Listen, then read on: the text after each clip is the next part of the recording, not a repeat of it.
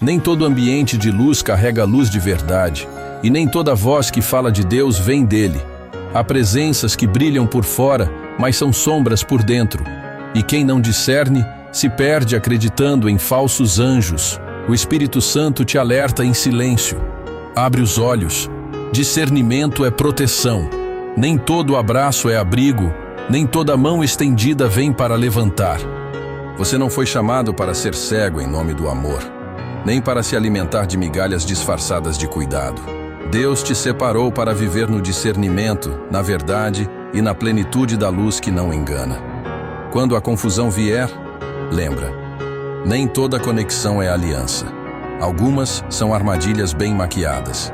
Fique firme em Deus, e não em aparências. Romper não é ingratidão, é proteção espiritual. E isso não é orgulho, é obediência.